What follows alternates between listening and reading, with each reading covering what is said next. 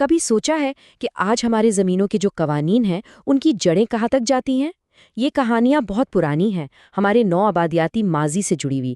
یہ قانون بنائے تو کسی اور وقت اور کسی اور مقصد کے لیے گئے تھے، لیکن ان کے اثرات وہ آج بھی ہمارے ساتھ ہیں۔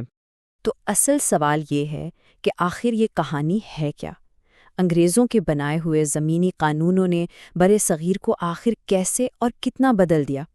اور یہ جو کہا جاتا ہے کہ ان پرانے قانونوں کے بھوت آج بھی ہمارے معاشرے پر منڈلا رہے ہیں، تو ایسا کیوں ہے؟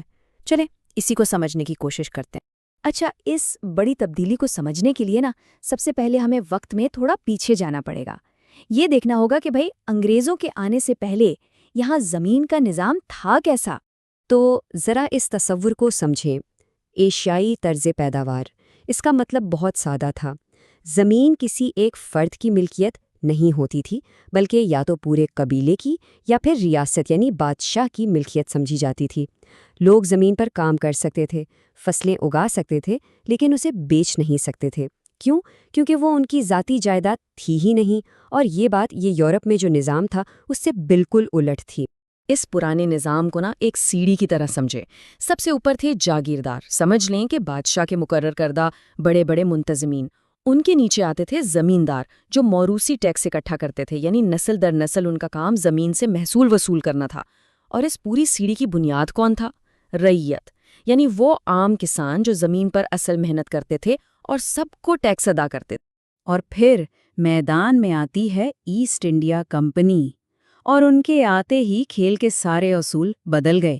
ان کا مقصد صرف حکومت کرنا تھا ہی نہیں، ان کا تو ایک ہی مقصد تھا: زیادہ سے زیادہ منافع، زیادہ سے زیادہ پیسہ۔ کمپنی نے جس تیزی سے طاقت پر قبضہ کیا وہ حیران کن تھا۔ سن 1757 میں پلاسی اور پھر 1764 میں بکسر کی فیصلہ کن جنگوں کے بعد تو مغل سلطنت بس نام کی ہی رہ گئی تھی۔ انہیں دیوانی کا حق چھوڑنے پر مجبور کر دیا گیا۔ اب یہ دیوانی کیا تھی؟ یہ تھا زمین کا ٹیکس وصول کرنے کا اختیار، اور یہ اختیار اس وقت کسی سونے کی کان سے کم نہیں تھا۔ تو سوال یہ ہے کہ کمپنی کے آنے سے ٹھیک پہلے مالی صورتحال تھی کیا؟ سن 1764 میں بنگال سے جو کل زمینی ٹیکس اکٹھا ہوا وہ تھا تقریباً 8,17,000 پاؤنڈ۔ اب یہ رقم ذرا ذہن میں رکھیے گا، کیونکہ اس کے بعد جو ہوا وہ واقعی ہوش اڑا دینے والا ہے۔ اب دیکھیں ہوتا کیا ہے۔ صرف ایک سال کے اندر ٹیکس وصولی تقریباً دگنی ہو کر 14,70,000 پاؤنڈ تک پہنچ گئی، اور صرف ایک دہائی کے اندر یہ 28 لاکھ پاؤنڈ سے بھی اوپر چلی گئی۔ یہ صرف ٹیکس وصولی نہیں تھی، یہ ایک منظم طریقے سے دولت کی نکاسی تھی، جسے ڈرین آف ویلتھ کہتے ہیں۔ لیکن یہ کہانی صرف پیسوں کی نہیں ہے۔ اس بے رحمانہ لوٹ مار کی ایک بہت ہی خوفناک انسانی قیمت بھی تھی۔ 1770 میں بنگال میں جو قحط پڑا اس میں 1 کروڑ لوگ، یعنی اس وقت کی آبادی کا 1/3 حصہ بھوک سے مر گیا۔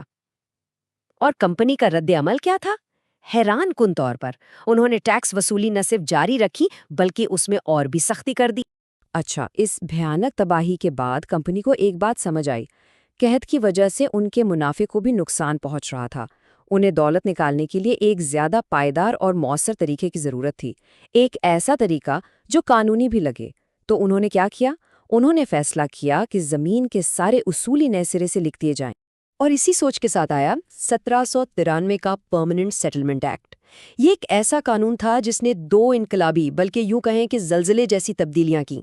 پہلی بار زمین کو ایک نجی جائیداد بنا دیا گیا، یعنی اب اسے خریدا اور بیچا جا سکتا تھا، اور دوسرا ٹیکس کی شرح کو ہمیشہ کے لیے فکس کر دیا گیا، جس سے زمینداروں کو ایک مستقل آمدنی کی گارنٹی مل گئی۔ سوچیں، صرف اس ایک قانون نے سب کچھ بدل کر رکھ دیا۔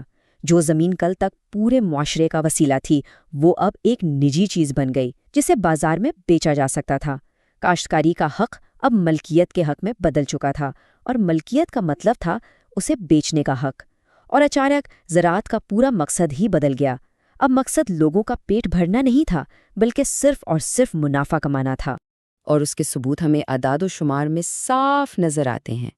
دیکھیں، 1893 اور 1945 کے درمیان کھانے پینے کی فصلوں کی پیداوار میں 7% کی کمی آئی، اور اسی دوران کیش کراپس یعنی افیون، نیل اور گنے جیسی فصلوں کی پیداوار میں 80% کا زبردست اضافہ ہوا۔ یہ فصلیں مقامی لوگوں کے لیے نہیں تھیں، یہ تو برآمد کے لیے تھیں، منافع کے لیے۔ لیکن اس ساری معاشی تبدیلی کی انسانی قیمت کیا تھی؟ چلیں اب ذرا ان پالیسیوں کے عام لوگوں پر جو تباہ و نصرات ہوئے ان پر ایک نظر ڈالتے ہیں۔